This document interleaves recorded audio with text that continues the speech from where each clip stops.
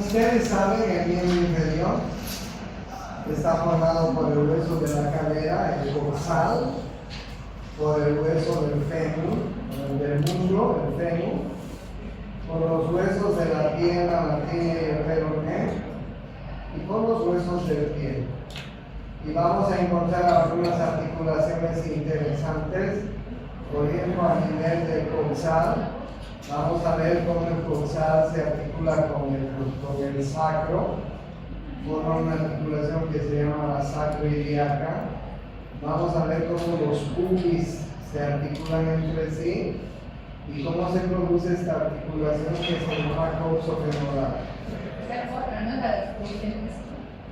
No, la de los pubis entre sí es de los pubis entre sí. ¿Así se llama? Se llama articulación púbica. Y esta otra se llama la articulación sacroiliaca. Vamos a ver la articulación de la rodilla, que a la vez está formada por otras articulaciones, que yo les voy a decir cuáles. Y vamos a ver la articulación del pie, de la garganta del pie, del tobillo, también se la conoce. ¿Es así? Y vamos a ver los huesos del pie que se dividen en tarso, en metatarso y en dedo. Bueno, comencemos a ver entonces el sacro. Como ustedes saben, el sacro es un hueso plano que está constituido por tres partes. Miren ustedes, el ilion, el isquion y el pubis. Cuando estamos en la etapa embrionaria, estas tres partes se van uniendo en la cavidad acetabular, que es la cavidad articular. Ustedes pueden ver aquí la radiografía de un acetábulo de un niño que tiene menos de un año. Y ahí ustedes pueden ver cómo las tres partes se van uniendo. Recién al año terminamos de soldar estas tres partes, el ilion, el isquion y el pubis, y pues se sueldan completamente, ¿no? Entonces podemos decir que el dorsal tiene tres partes, un ilion, un isquion y un pubis. Y además, si vemos todo como un todo, vamos a ver que el dorsal tiene una cara externa, esta que están viendo acá, tiene una cara interna, esta que están viendo acá, y tiene cuatro bordes: el borde superior, el borde inferior, el borde anterior, el borde posterior. ¿Okay? ¿Y qué vamos a encontrar? Es muy simple el dorsal. En la cara externa, por ejemplo, ustedes vean ahí la región glútea, en la cara externa, estamos viendo la cara externa. Tenemos la región glútea. Y la región glútea, miren, está dividida por dos líneas longitudinales. Esta es una línea anterior, esta es una línea posterior, que divide la región glútea en tres partes. La parte más posterior es para el glúteo mayor, esta del medio es para el glúteo del medio, mediano, y esta anterior es para el glúteo menor. O sea, los tres músculos glúteos se originan acá. Se originan acá. Vamos a ver una línea glútea inferior que marca la inserción del glúteo inferior. Y más abajo vamos a ver una cavidad articular súper importante, que es el acetábulo. El acetábulo, como ustedes están viendo en la figura, es una cavidad que está formada por un reborde acetabular. Miren ustedes el reborde. Tiene una carilla semilunar donde encaja la cabeza del fémur en esa carilla, que parece una semiluna. Y tiene una fosa acetabular muy marcada, la fosa acetabular. Esta fosa acetabular es importante porque ahí se inserta el ligamento de la cabeza del fémur, un ligamento tremendamente importante que sostiene la cabeza del fémur ahí en esta fosa, además de otros. Pero el ligamento de la cabeza del fémur es muy importante y ese ligamento viene a la fosa cervical. Y la cabeza del fémur se inserta en toda esta cadena semilunar que ustedes están viendo adentro. ¿Ya? Hay una pequeña escotadura que se llama la escotadura acetabular, porque ahí vamos a ver un ligamento, luego les mostraré. Entonces, ¿qué vemos en este acetábulo, en esta carilla articular importante? Vemos un borde acetabular importante. Vemos una carilla semilunar que recibe a la cabeza del fémur. Y vemos una fosa acetabular que sirve para insertar al ligamento de la cabeza del fémur. ¿Okay? Por debajo está el agujero obturatriz, o agujero obtural también se llama, que está tapizado por una membrana que se llama la membrana obturatriz, que luego ya les voy a mostrar. Entonces miren, en la cara externa vemos la región glútea, donde se originan los tres glúteos, el mayor en la parte más posterior, el mediano y el menor. Dividida esta región por dos líneas muy claramente notorias, como ustedes pueden ver. ¿Ya? Más abajo tenemos el acetábulo, como ya les he explicado, con todas sus características, y más abajo el agujero obturador, que tiene una membrana que se llama la membrana obturadora. Esa es la cara externa. La cara interna. En la cara interna vamos a ver la fosa ilíaca del dorsal, y ahí del ilio. Y ahí es que viene el cuadrante que está localizado en la parte inferior del abdomen, en la parte lateral inferior derecha e inferior izquierda, ¿no? La fosa ilíaca derecha, la fosa ilíaca izquierda. ¿Por qué? Porque esta cara del ilio se llama fosa ilíaca. ¿Ya? Vamos a encontrar una carilla articular que se llama carilla auricular, porque parece una oreja. De ahí viene el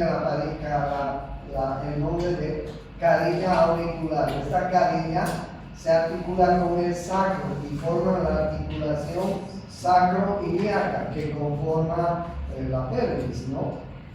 Entonces viene fosa ilíaca interna, la carilla auricular, una línea que se llama la línea arqueada, que divide la fosa ilíaca en el agujero obturador y las ramas del pubis y del isquio. ¿Okay? Miren el pubis tiene una rama que se llama rama superior y tiene otra rama que se llama la rama inferior. Y aquí está el cuerpo del pubis, ¿okay? en la parte anterior, bien anterior. Cuerpo del pubis, la rama superior del pubis, la rama inferior del pubis. Aquí está el cuerpo del isquio, mejor dicho, tuberosidad isquial. Mejor dicho, tuberosidad isquial. Y aquí ustedes pueden ver, una rama que va a terminar formando el cuerpo del isquio, que es la rama superior, y esta rama que es la rama inferior o transversal. Forman el isquio. Si ustedes se tocan el fondo de la nalga en este momento, van a tocarse con la mano en la tuberosidad isquial. Es la sentadera. Ahí es con esta parte es donde nos sentamos. ¿Okay? En el fondo de la nalga tocamos el isquio. Bueno, esa es la cara interna. Veamos los bordes. Yo les decía que tiene 4 bordes. El borde superior está formada por la cresta ilíaca. La cresta ilíaca tiene 3 labios, un labio externo, un labio medio y un labio interno, donde se insertan los músculos laterales del abdomen. Acuérdense de los músculos laterales del abdomen, el oblicuo mayor, el oblicuo menor y el transverso. Esos músculos se insertan en el labio externo, en el labio medio y en el labio interno respectivamente. Oblicuo mayor, oblicuo menor, y más adentro el transverso. ¿Ya? Cresta ilíaca entonces en el borde superior. En el borde anterior, ¿qué encontramos? La espina ilíaca anterosuperior, la espina ilíaca anteroinferior, la espina del pubis. Nada más, tres cosas, nada más en el borde anterior. Espina ilíaca anterosuperior, espina ilíaca anteroinferior y espina del pubis.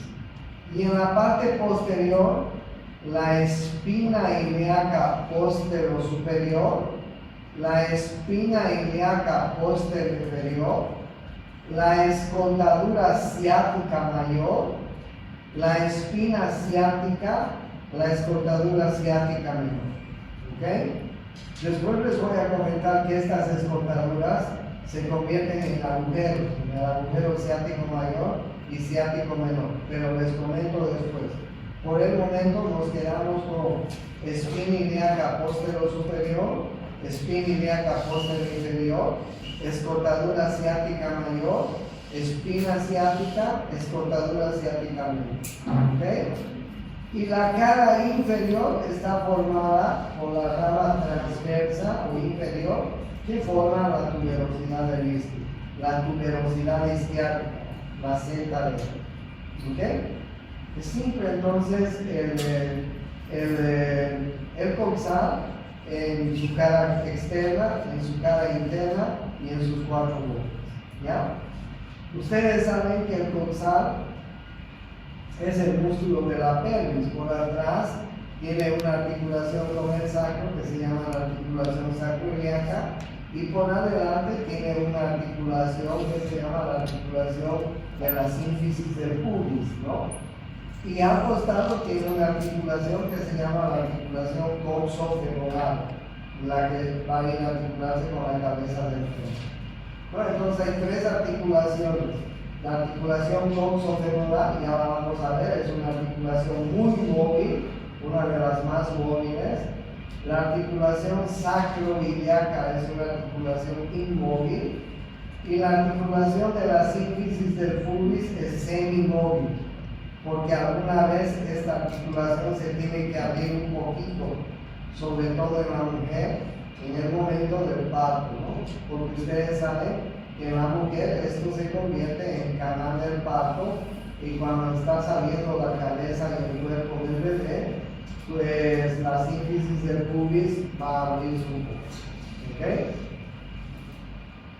Ahí ustedes tienen las tres partes del coxal. Y eso es todo.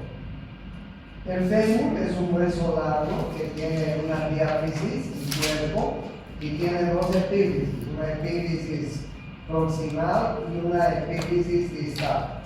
Miren ustedes el cuerpo. El cuerpo tiene una cara anterior que es súper notoria. Miren la cara anterior del cuerpo. ¿Sí? Se nota. Y en la parte posterior tiene una cara posterolateral, una cara posteromedial. ¿Ok? Cara anterior, cara posterolateral, cara posteromedial. ¿Cuántos bordes tiene el cuerpo? Tiene un borde lateral, un borde medial, un borde lateral que mira hacia afuera, un borde medial que mira hacia adentro y el borde posterior del fémur. Pero el borde posterior del fémur se llama línea áspera del fémur, porque ustedes van a ver en el hueso, es áspero. Y esta línea áspera tiene dos labios, un labio lateral y un labio medial. Miren ustedes lo que hace la línea áspera, es muy importante porque en la línea áspera se van a insertar muchos músculos. Miren ustedes lo que hace la línea áspera por abajo.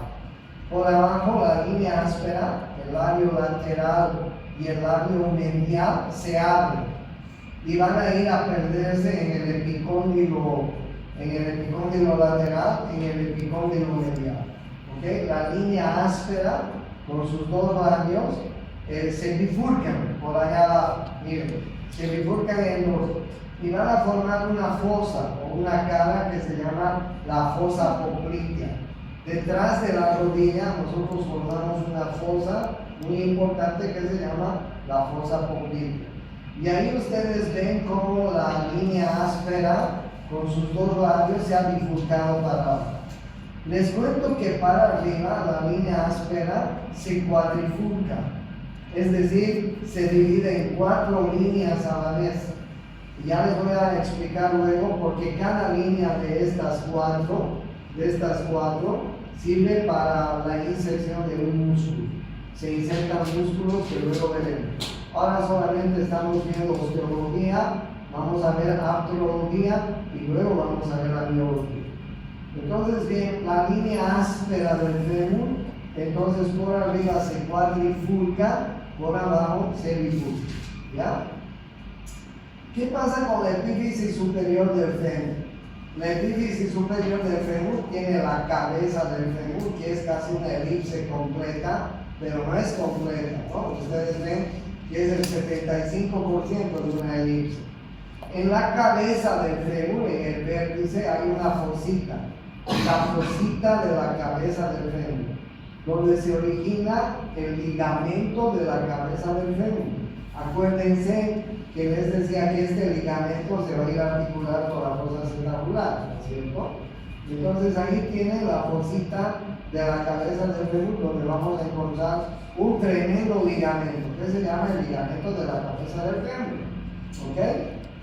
Debajo de la cabeza del fémur tenemos el cuello anatómico del fémur. Cuello anatómico. Debajo del cuello anatómico tenemos el trocánter mayor, el trocánter menor, la línea intertrocanteria por adelante, la cresta intertrocanteria por detrás. ¿Ok? Hacemos una línea imaginaria debajo del trocánter menor, hacemos una línea imaginaria debajo del trocánter menor y nos encontramos con el cuello quirúrgico. ¿Ok? Con el cuello quirúrgico. ¿Por qué se llama cuello quirúrgico? Es muy habitual la fractura de la cabeza del fémur de la gente, sobre todo en los viejos y en las viejas. Ustedes van a ver con mucha frecuencia cuando sean médicos, cómo los viejos se levantan de la cama, al levantarse de la cama se resbalan, se caen de cadera, se fracturan la cabeza del fémur. Entran al baño a ducharse a veces sin sandalias, sin chinelas, se resbalan en el baño, se caen de cadera. Se fractura la cabeza del fémur. Es muy fácil diagnosticar la fractura de la cabeza del fémur. Cuando tú veas la caída de un viejo y el miembro inferior está acortado y rotado hacia afuera, vale 100%. Sí, la radiografía, esa es una fractura de la cabeza del fémur. ¿Okay? Les cuento que cuando antes se fracturaban, hace unos 30 años atrás, a los pobres viejos los enyesaban desde acá hasta casi las rodillas, ¿no? Les dejaban un hueco en el periné para que puedan hacer pipí, popó, etc. Y los tenían ahí 6 meses en cama. A los 2 meses el pobre viejo, la pobre vieja se estaban muriendo de complicaciones que hacían por estar de público. Hoy en día se hacen, los ortopedistas hacen trasplante de toda la cabeza, ponen una prótesis total de la cabeza del fémur. Miren, sacan toda esta cabeza que está fracturada y colocan una idéntica en su lugar. Y les cuento que al día siguiente ese viejo ya está levantado. Al día siguiente ya no quieren complicaciones de los ortopedistas y de ahí los mandan los fisioterapeutas para que ellos se encarguen. ¿Entienden? Entonces es muy interesante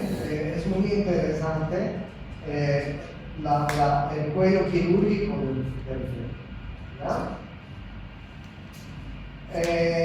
Esta es la epífisis inferior o epífisis distal también se llama. Tiene un cóndilo lateral, tiene un cóndilo medial. Miren al medio, por favor. Tiene una carilla rotuliana.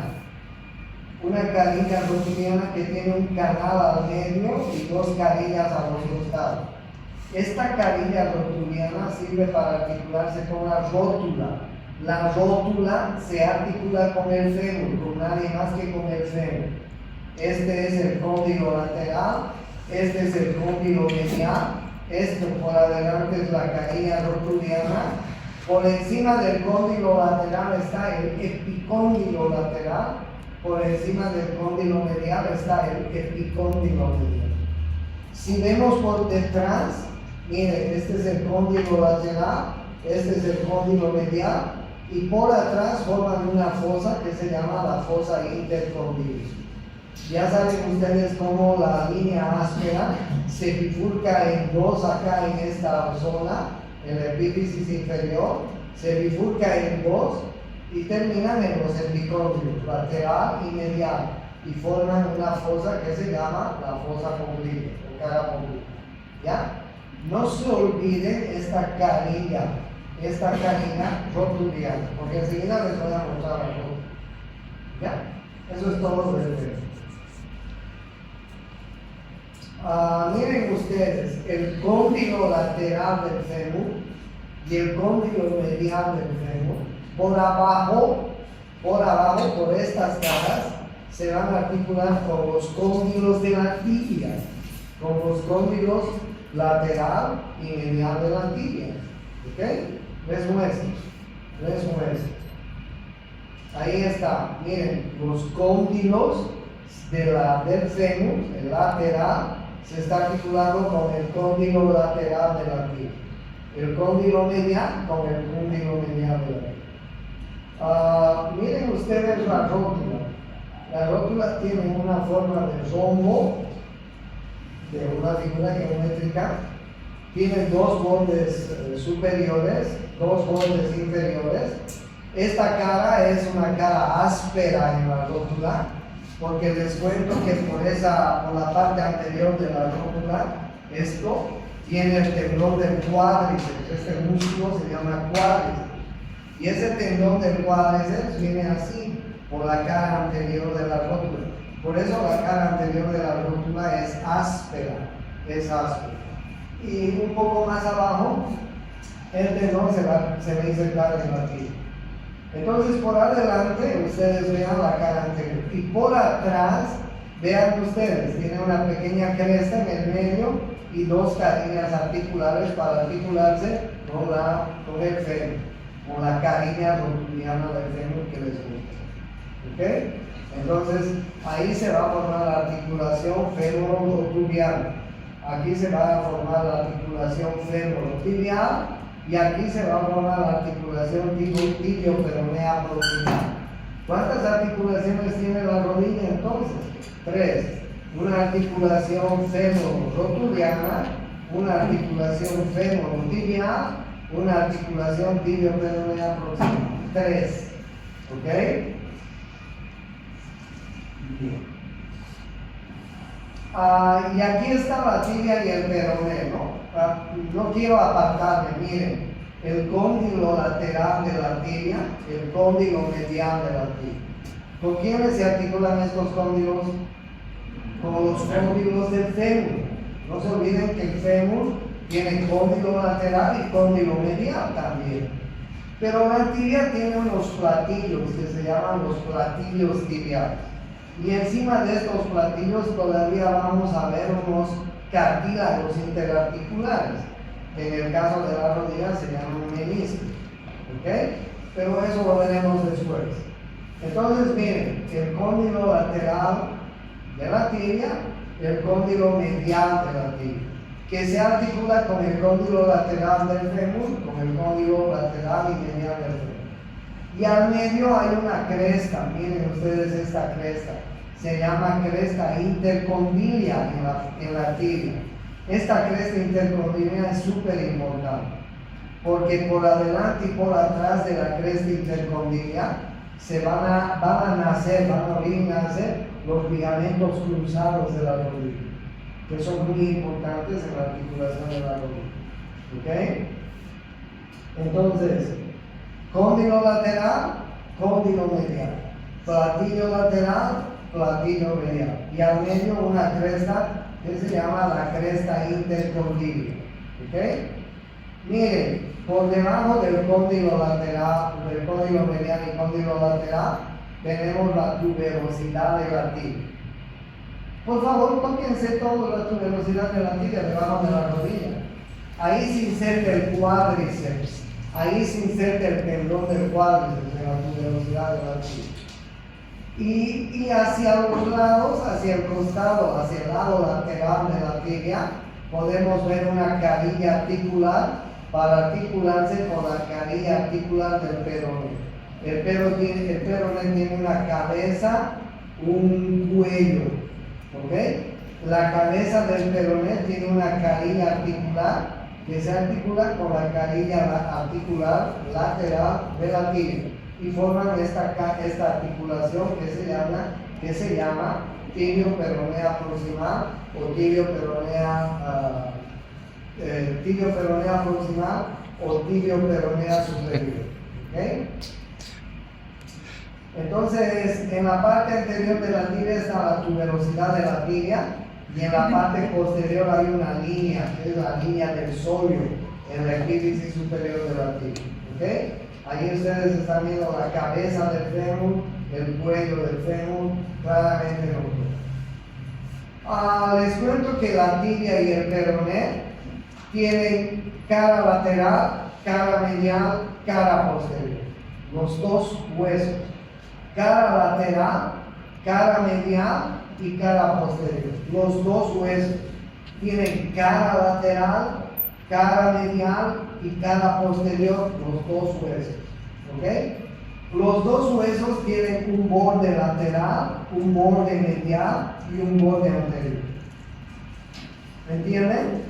Los dos huesos tienen cara lateral, cara medial y cara posterior, los dos, tibia y peroné.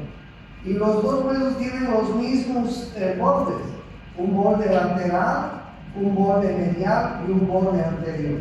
Miren ustedes el borde anterior de la tibia. Entre ambos huesos hay una membrana que se llama membrana interósea. Se puede tocar el borde anterior de la tibia, se llama espina de la tibia. Espina de la tibia. ¿Ok? ¿Qué se llama? ¿Con qué nombre conoce la gente? La espina de la tibia. La canilla. El nombre de canilla, ¿no? En portugués canela, pero se llama. No hay brasileños. Canela, ¿no? O canilla. Pero ahora, bueno, ya saben, se llama la espina de la tibia. La espina de la tibia. Algo más que tienen que notar, la cara medial de la tibia es lisa, es sin músculo. Ustedes tóquense la cara medial de la tibia, solamente tenemos hueso y piel, nada más. No tenemos nada. ¿Dónde tenemos la masa muscular en la piel?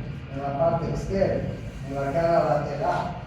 Ahí formamos músculo. ¿Ok? Bueno, entonces muy fácil las epífisis.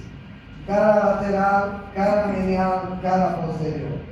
Borde lateral, borde medial, borde anterior. Entre ambos hay una línea que se llama, entre ambos hay una membrana que se llama la membrana interósea. Y la espina inferior, la epífisis inferior del peroné y la tibia terminan en estos malleolos. Este es el malleolo lateral y este es el malleolo peroneo o malleolo lateral y este es el malleolo tibial o malleolo medial. ¿Sí? Nosotros conocemos con el nombre de tobillos, ¿no? El tobillo externo y el tobillo interno. Ahora ya no. Se llama malleolo lateral y malleolo medial. Miren ustedes cómo el malleolo lateral y el malleolo medial hacen esto. Imagínense, este es el peroné y aquí está la tibia. Miren lo que hacen, Forman una especie de casco al primer hueso del pie que se llama astraga. ¿Okay? El peroné y la tibia encajan en el primer hueso del pie que se llama astraga, así como una polea. ¿Sí? Y aquí se va a formar una articulación. La articulación de la garganta del pie, la articulación del tobillo, ¿no es así? Entonces miren ustedes cómo el peroné y la tibia forman esta cavidad para el primer hueso del pie. ¿Ok? Entonces bien, ya saben los nombres de la tibia, del peroné y sus características. Bueno.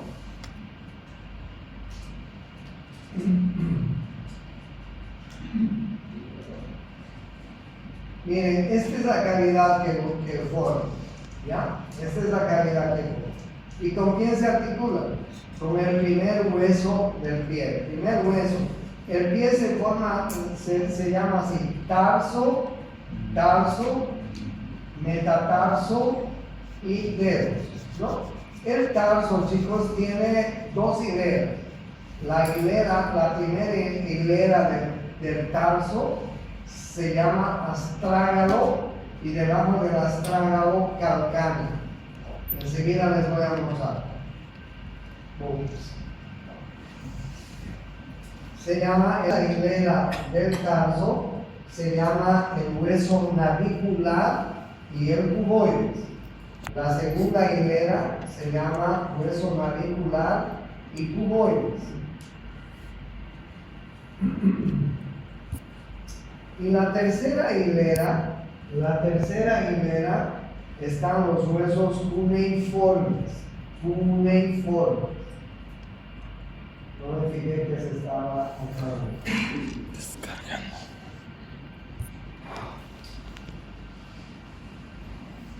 La primera hilera, astrágalo y calcáneo. La segunda hilera, escafoides y cuboides. La tercera hilera, los cuneiformes. En medicina les decimos las cuñas. ¿Ok? Esta es la cuña medial, esta es la cuña intermedia, esta es la cuña lateral. Pero su verdadero nombre son cuneiformes. ¿Ok? ¿Quiénes forman la primera hilera? El astrágalo y el calcáneo. Les muestro ahora el astrágalo y el calcáneo. Ahí están. Astrágalo y calcáneo. ¿Ok? El astrágalo y el calcáneo. Miren, ahí está el astrágalo y debajo el calcáneo. El astrágalo tiene una carilla lateral, una carilla superior y dos carillas laterales, porque no se olviden que el peroné y la tibia entran así. Entonces el calcáneo va a tener una carilla superior y dos carillas laterales, ¿no es cierto? Y entonces ahí están viendo la carilla superior del astrágalo y las dos carillas laterales del astrágalo para articularse con el peroné y la tibia. Pero el astrágalo por abajo se está articulando con el calcáneo. El calcáneo es el hueso del talón. Miren qué importante, ¿no? Aquí tenemos una tuberosidad tremenda, que es la tuberosidad del calcáneo. Y no se olviden que en el calcáneo se inserta un tendón que lo conocemos y que es muy famoso, ¿no? ¿Qué tendón? El tendón de Aquiles, ¿no es así? El astrágalo por delante tiene otra carilla articular para el hueso navicular. Entonces el astrágalo se articula por delante con el hueso navicular, por abajo con el calcáneo, ¿ya? El calcáneo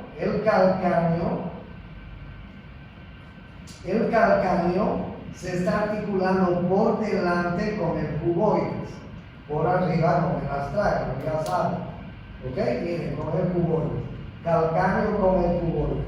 La segunda hilera del tarso se llama el navicular por dentro, el cuboides por fuera. Y la tercera hilera del tarso se llaman las cuñas o cuneiformes. El cuneiforme medial, el cuneiforme intermedio, el cuneiforme lateral. Y luego de las cuñas vienen los metatarsianos. El primer metatarsiano está en relación con el dedo grande, con el dedo gordo. El segundo, el tercero, el cuarto, el quinto metatarsiano está con el dedo pequeño. A diferencia de la mano, ¿no? Miren, en la mano la posición anatómica es así y el primer metacarpiano en la mano está en relación con el pulgar, hacia afuera. En cambio, en el pie, el primer metatarsiano está hacia adentro. ¿Por qué? Porque nuestro dedo gordo está hacia adentro, ¿no es así? Entonces, tengan en cuenta esa relación. Primer metatarsiano en relación con el dedo gordo, hallux se llama el dedo gordo, segundo metatarsiano, tercero, cuarto y quinto metatarsiano. Y luego vienen las falanges, la falange proximal y la falange distal del dedo gordo, del hallux. Y el resto de los dedos tiene a tres falanges: falange proximal, media y distal. ¿Okay? En total, el pie tiene 26 huesos. Tiene 26 huesos, uno menos que los huesos de la mano. La mano tiene 27, el pie tiene 26. Esta es una vista lateral: astrágalo, calcáneo, navicular. Pues esta es otra vista importante: astrágalo, calcáneo, ¿sí? El hueso navicular, este es el cuboides, allá están las cuñas, los cuneiformes, el medial, el intermedio y el lateral, ahí están los metatarsianos y ahí están las falanges. Fácil, ¿no? Y entonces, pues hasta ahí vamos a ver ahora los huesos del carpo. Antes de terminar la clase, les quiero decir que me faltan unos 10 exámenes y mañana voy a terminar de calificar. Pero lo que les quiero decir, yo no he venido a aplazar, yo he venido a evaluar, yo he venido a enseñarles.